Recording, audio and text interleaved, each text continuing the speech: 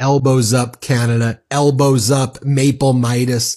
Canada on the front lines of preserving and protecting democracy internationally. Canada showing the entire world the roadmap for how you stand up to an authoritarian like Donald Trump. Canada showing not just how you play defense against an authoritarian like Donald Trump, but how you go on the offense, how you inflict real pain on Donald Trump and his regime for even proposing the idea of Canada becoming a 51st state.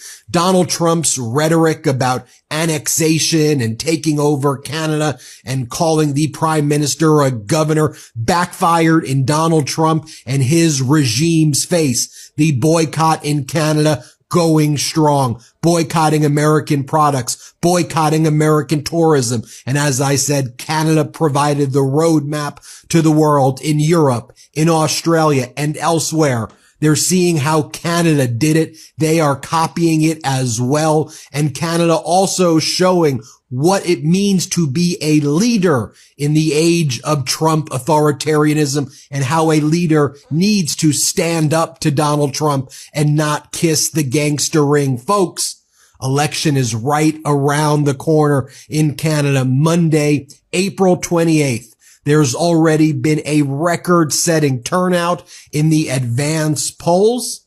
And also when we look at the underlying polling data, there's been a complete reversal of who is expected to win this race from where the race was 2 or 3 months ago. Previously, Pierre Poilievre and the Conservative Party was expected to get a majority and win in the election. Now it's completely flipped, as the Conservative Party, led by Pierre Poilievre, has demonstrated that, well, Poilievre at least has demonstrated that he is Maple MAGA, that he has been an agent of Trump, that he's worked with people like Danielle Smith, the premier of Alberta, to try to have Trump interfere and tamper with the Canadian elections, as Pierre Poilievre has used that rhetoric of woke this, woke that, woke mind virus, as he's invited Elon Musk and right-wing podcasters to try to amplify their dangerous ideas, as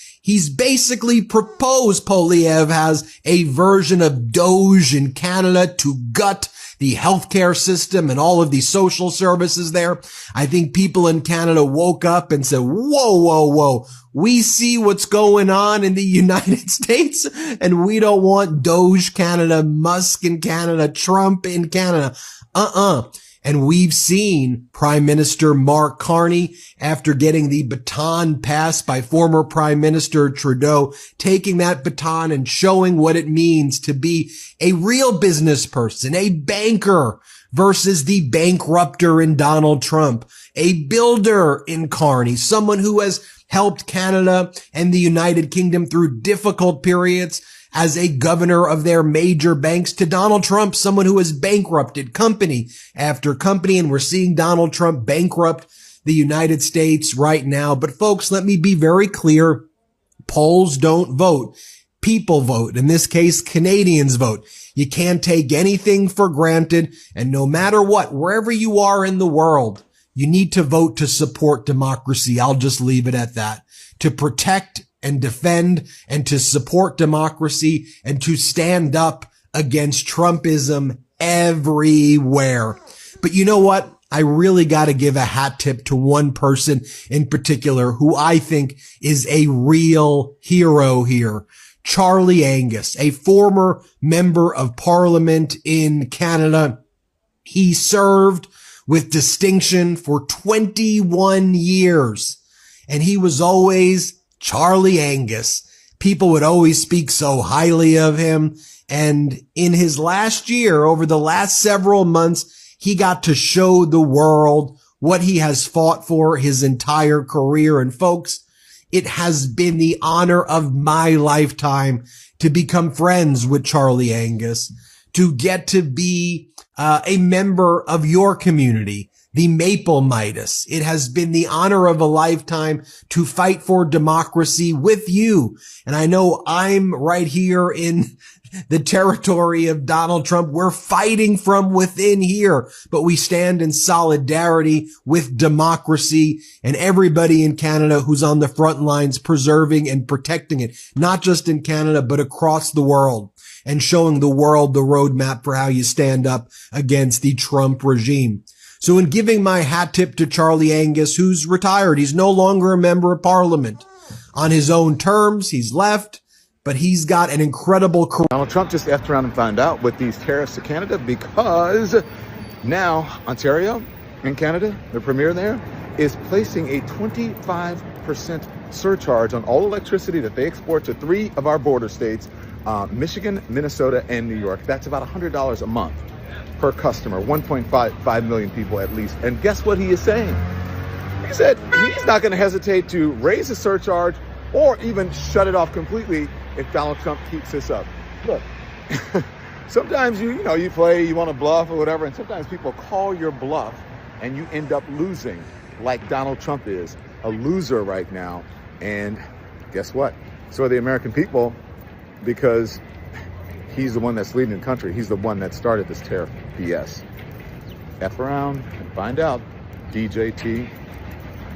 And by the way, my mouth is like this because I just came from the dentist.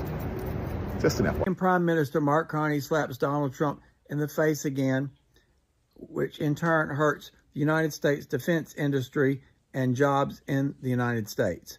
Mark Carney said in a speech in the last day or so that Canada, up to this point, spent 75 cents of every dollar of military equipment, planes, weapons, tanks, whatever, that they bought it from the United States. 75% of every dollar they spent in the United States.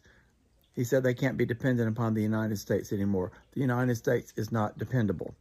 And they're going to be purchasing equipment from vendors, from companies in other European countries. And the United States is going to lose this money. They're going to lose these jobs. This is going to impact people's employment, people's income in the United States, thanks to Donald Trump. And Canada's not the only one that's not buying from the United States anymore. They're not going to. They're all protecting themselves because Donald Trump has burned bridges with all of our European friends and allies. And this is all going to come back in a massive karma way, in a massive FAFO. And, Donald Trump personally does not care, guys. All of you MAGA, Donald Trump does not care about you. He only cares about himself and the wealthy. And many of you may work in defense industry jobs. And you are going to see the impact of this. Not going to be good. And there's going to be, less money to go around, which means less jobs, less overtime, etc. for the defense industry. There you have it. Love to hear from my Canadians, my MAGAs, my crazies, my cuckoos, and my burned out labels. Donald Trump, can you actually do anything to generate jobs and to produce a higher standard of living in the United States besides the opposite of what you should do? Maybe you should replace those burned out light bulbs you've got.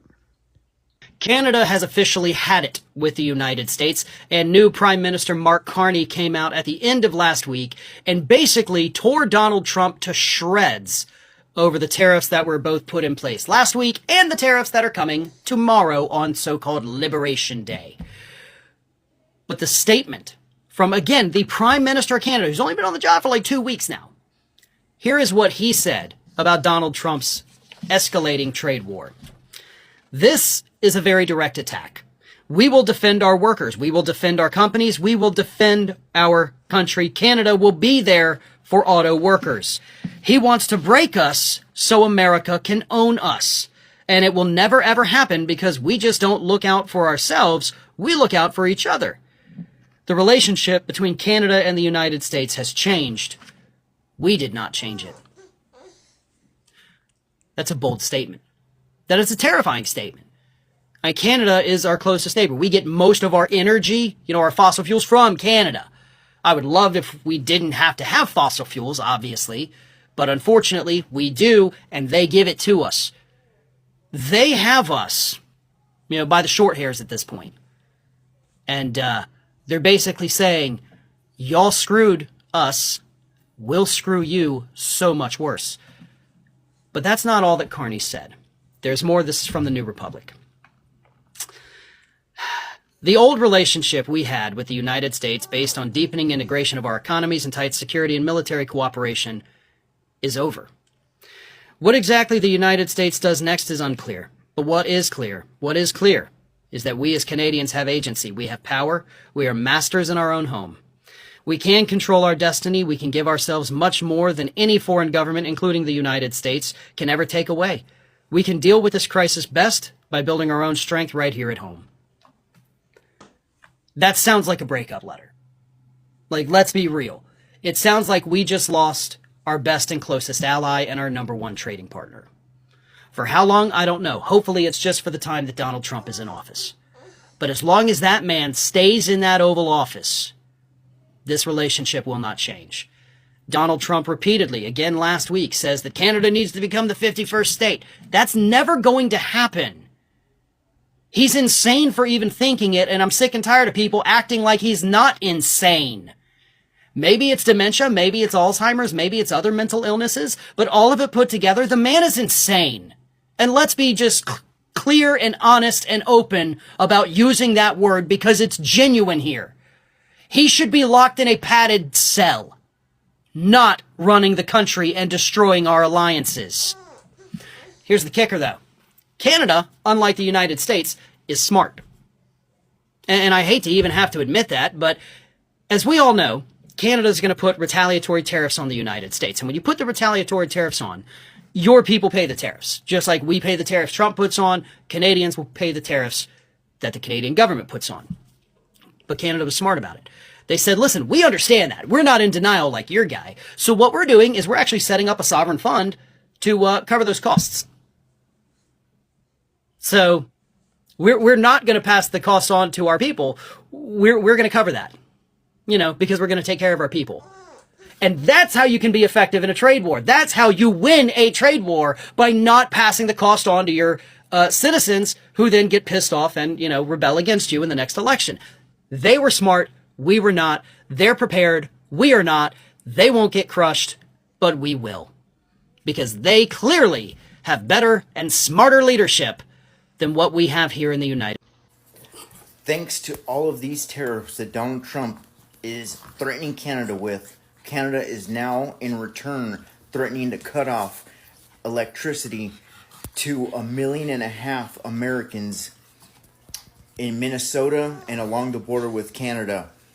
This is what this administration has done. So somebody please make it make sense. How is this beneficial? Please tell me.